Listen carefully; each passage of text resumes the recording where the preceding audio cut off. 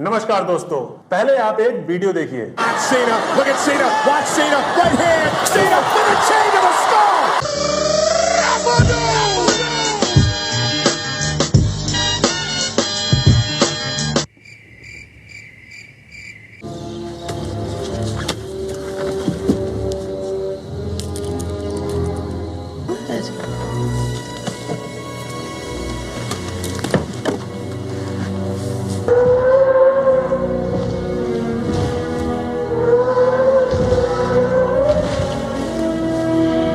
पहले अखबार छप के बिकते थे और आजकल बिकने के बाद छप रहे हैं। अर्नब गोस्वामी पिछले 3 महीने से नेपोटिज्म की वकालत कर रहे हैं और अपने खुद के चैनल में अपनी वाइफ को न्यूज प्रोडक्शन में और एडिटर्स हेड बना रखा है। अगर कोई बिल पास हो रहा है तो उसमें आपको ज्यादा दिमाग लगाने की जरूरत नहीं है। फायदा बताने के लिए सुधीर चौधरी और नुकसान बताने के लिए रवीश कुमार। नमस्कार, मैं रवीश कुमार। यह एक ऐसा फैसला है जिसने गटर में बदल चुके गोदी मीडिया का सारा गंदा पानी सड़क पर ला दिया है। Story that should concern all of us because the Opposition India Alliance today released a list of 14 prominent TV news anchors from television channels that it has blacklisted. तो जैसा कि आपने देखा कि आज के टाइम में हमारे न्यूज चैनल और न्यूज़पेपर की क्या हालात हो गई है। मतलब न्यूज नहीं रह गई, टीवी सीरियल हो गया। तो आज के इस टॉपिक को हम डिटेल में समझेंगे कि आखिर न्यूज चैनल और न्यूज़पेपर की ऐसी हालत क्यों हो गई है और रियल में एज अ न्यूज चैनल का क्या कर्तव्य होना चाहिए, ये भी डिस्कस करेंगे। उससे पहले थोड़ा हम जानते हैं कि भारत में न्यूज की शुरुआत कैसे हुई।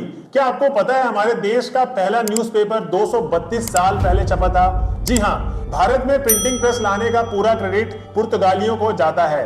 साल 1557 गोवा में कुछ ईसाई पादरियों ने एक बुक प्रिंट की थी जो भारत में प्रिंटेड होने वाली पहली बुक थी। 1684 में ईस्ट इंडिया कंपनी ने भारत में प्रिंटिंग प्रेस की एस्टेब्लिशमेंट किया, लेकिन भारत का पहला न्यूज़पेपर निकालने का पूरा श्रेय जेम्स ऑक्सटस को जाता है, जो उन्होंने इंग्लिश में स्टार्ट किया था साल 1780 में। किस नाम से? बंगाल गजट के नाम से पब्लिकेशन किया था। मतलब भारत में न्यूज़पेपर का इतिहास 232 साल पुराना है। ईस्ट इंडिया कंपनी सरकार की आलोचना के कारण बंगाल गजट को सीज कर दिया गया था। दोस्तों, ये तो थी थोड़ी सी हिस्ट्री कि हमारे न्यूज़पेपर की शुरुआत कब हुई। अब आते हैं प्रेजेंट में। लोगों के साथ हो रहे अन्याय को दिखाना तो मानो मीडिया की अब ड्यूटी ही नहीं रही। लॉकडाउन के टाइम कई राज्यों के मजदूरों द्वारा कई जगहों पर आंदोलन किया गया था। रिजल्ट क्या आया? सरकार ने कई दिनों तक इंटरनेट सुविधा ही बंद कर दी थी। इसका कवरेज देश की मीडिया ने कभी नहीं दिखाया। वही दोस्तों, एनआरसी प्रोटेस्ट हो या किसान आंदोलन हो या छात्र आंदोलन हो या किसी लड़की के रेप होने के बाद उसके द्वारा न्याय पाने का आंदोलन हो, इन सब की जंग को आज के हमारे देश का महान मीडिया भूल चुका है। यहाँ पे एटलीस्ट हिंदू मुसलमान मत करना। You are the worst media channel. तो ये तनाव देखिए, ये लोगों के मन में आ रहा है। ठीक नहीं है, यहाँ कोई ट्रेन में नहीं बैठा जा रहा। सत श्री अकाल गोदी मीडिया जी, हम पंजाब में 2 महीने से बैठे हैं। आप कहाँ थे? सबसे ईमानदार सच्चे पत्रकार आप हैं, निष्पक्ष पत्रकार हैं जी। ईमानदार पत्रकारों की सूची बनाइए, लिस्ट, नाम आपका भी है उसमें है। बस सरकारों के इशारों में काम करता है आज का मीडिया। दोस्तों, मीडिया को क्या दिखाना है क्या नहीं दिखाना है, ये सब अब बड़े बिजनेसमैन और सरकार डिसाइड करते हैं। आज के समय में बस झूठ को कहते हैं न्यूज और सच बोलने वाले को मिलता है अब्यूज। जी हाँ दोस्तों, ये लाइन आज के जर्नलिज्म के इंपॉर्टेंस को बताती है। लेकिन दोस्तों, परेशान करने वाली बात यह है कि पत्रकार और मीडिया हाउस आज स्वयं गुलाम हो गए हैं। आज देश के मीडिया चैनल और उसके बिजनेस पर पूरी तरीके से किसी और का कंट्रोल हो चुका है। आज का मीडिया स्वतंत्र नहीं है। मीडिया पर कंट्रोल का मतलब है आपकी नागरिकता का दायरा छोटा हो जाना। वर्तमान समय में पत्रकारिता की भाषा में 2 तरह के नागरिक शामिल हो गए हैं। एक है नेशनल और दूसरा है एंटी नेशनल। एंटी नेशनल वो है जो सवाल करता है और असहमति रखता है सरकार से, और नेशनल वो है जो सरकार की नीतियों की प्रशंसा करता है और उसमें अपनी सहमति रखता है। केवल वही लोग नेशनल के नजरिए से देखे जाते हैं। आपको बता दें कि वर्ल्ड प्रेस फ्रीडम इंडेक्स के 2023 के आंकड़ों के मुताबिक पत्रकारिता में भारत 180 देशों में 161 स्थान पर है, जो कि बेहद शर्मनाक है। यह स्थान दर्शाता है कि भारत में गलत सूचनाओं का प्रसार किस स्तर पर होता है। सियासत की दुनिया में अपने प्रधानमंत्री नरेंद्र मोदी भी सुपरमैन साबित हो रहे हैं। सच बताइए, why don't you get tired? आप थकते क्यों नहीं हैं? आप अपनी जेब में पर्स रखते हैं क्या? पर्स रखते हैं क्या? बटुआ जिसके अंदर पैसे होते हैं। हमारे देश में कंटेम्प्ट ऑफ कोर्ट का तो कानून है, लेकिन कंटेम्प्ट ऑफ प्राइम मिनिस्टर जैसा कोई कानून नहीं। जब ये युद्ध कल हो रहा था खार्किव में, तो 6 से 8 घंटे तक भारत के कहने पर इस युद्ध को बीच में रोक दिया गया था। इसके साथ यह भी दिखता है कि ट्रांसपेरेंसी के इस युग में भी भारत में फेक न्यूज और येलो जर्नलिज्म का बोलबाला चरम सीमा पर है।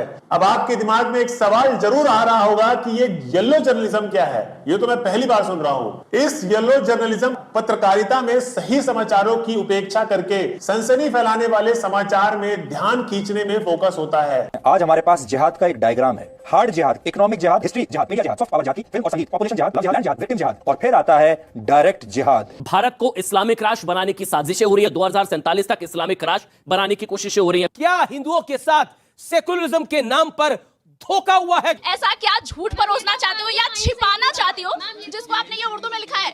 अगर हम वर्तमान समय में हो रहे पत्रकारिता के जरिए यदि आप किसी डेमोक्रेसी को समझने का प्रयास करेंगे तो यह एक ऐसे लोकतंत्र की तस्वीर बनाता है जहां सारी सूचनाओं का रंग एक ही है। यहां रंग भी सत्ता के रंग से मेल खाता है तो कभी विपक्ष के रंग से मेल खाता है। एक तरह से सवाल फ्रेम में किए जा रहे हैं जैसे सूचना के नाम पर गलत धारणा फैलाई जा सके। दोस्तों, स्टूडियो में मेकअप से ढककर एंकर अब बोलता नहीं, चीखता है। पहले मुलायम सिंह के पैर चाटे, अब यहाँ पे बीजेपी की चाट रहे हो। अरविंद केजरीवाल की चाट रहे हो तुम। बदतमीजी है ये। अरे तुम्हारी इतनी औकात थी ना, शोएब जवाई, ये बदतमीजी है। आ जाना था, ये जूता मारते हम तुम्हें।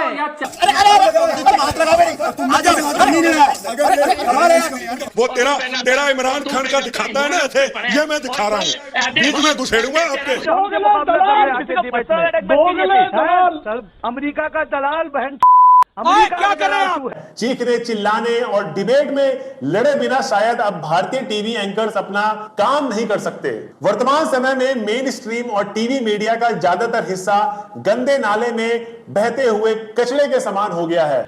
क्या माल फूक के, क्या ड्रग फूक के यार तुम लोग एंकरिंग करते हो?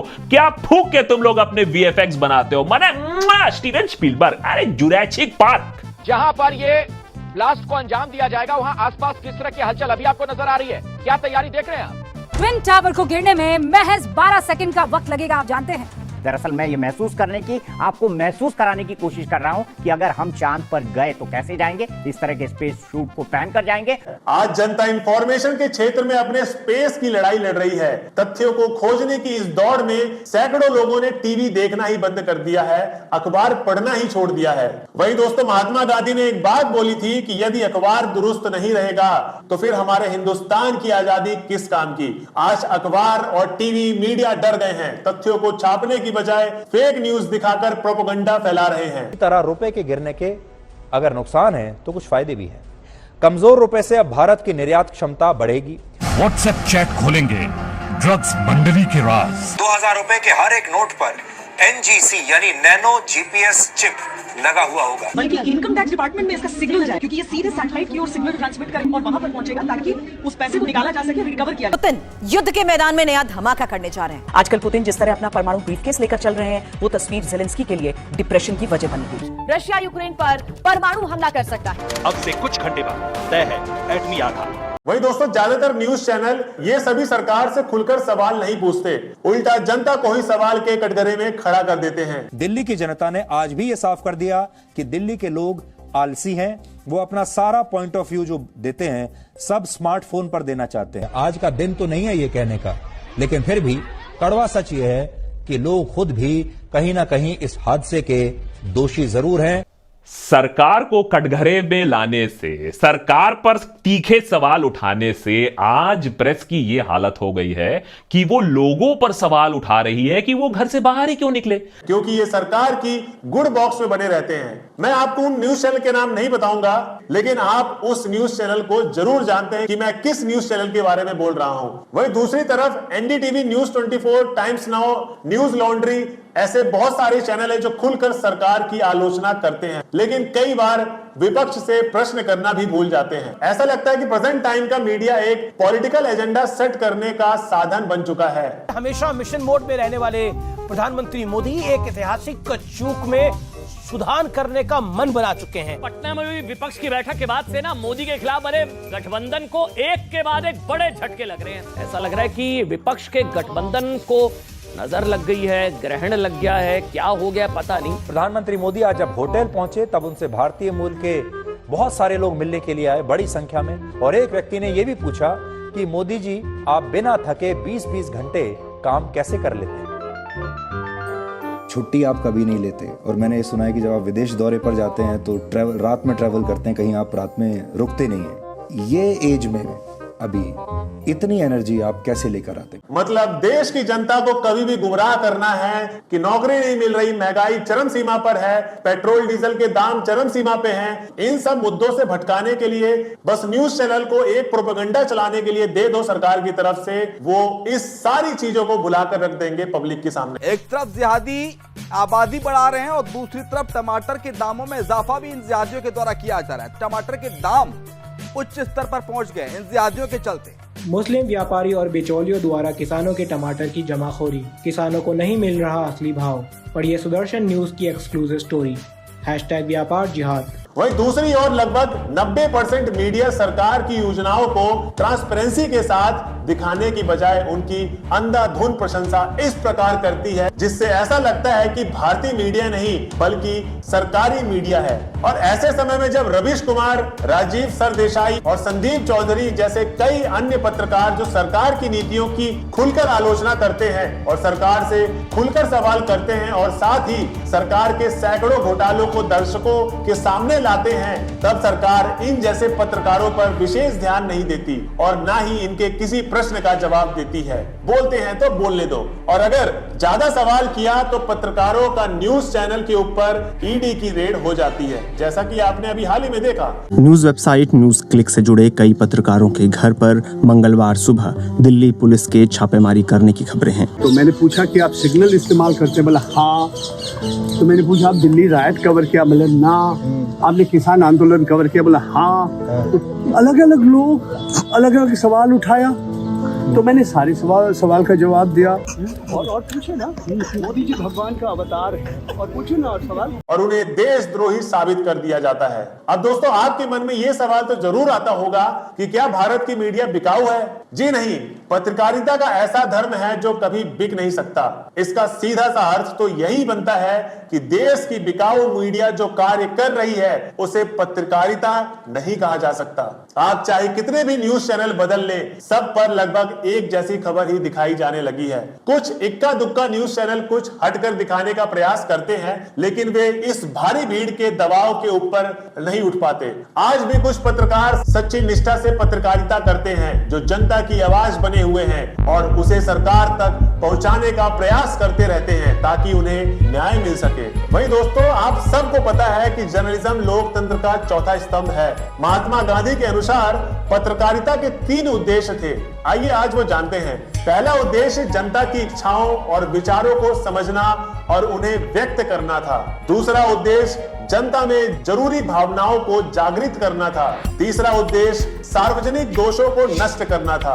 अगर हम ध्यान से देखें तो गांधी जी ने पत्रकारिता के जो उद्देश्य बताए हैं उन पर गौर करें तो पत्रकारिता का वही काम है जो किसी समाज सुधारक का होता है। वही हमारे भारत के 9वें राष्ट्रपति शंकर दयाल शर्मा जी का कहना था कि पत्रकारिता पेशा नहीं है बल्कि जन सेवा का माध्यम है। लोकतांत्रिक परंपराओं की रक्षा करने के साथ साथ शांति और भाईचारे की भावना बढ़ाने में जर्नलिज्म की अहम भूमिका होती है। अब सवाल ये उठता है कि क्या जर्नलिज्म अपने धर्म का पालन करता है, और आखिर वो कौन सा धर्म है जिनका पालन एक जर्नलिस्ट या पत्रकार को करना चाहिए। पत्रकारिता का पहला धर्म होता है निष्पक्षता यानी फेयरनेस। पत्रकारिता का दूसरा धर्म होता है सत्य के लिए संघर्ष करना, और पत्रकारिता का तीसरा धर्म होता है मानवीय मूल्यों की रक्षा करना यानी टू प्रोटेक्ट ह्यूमन वैल्यूज।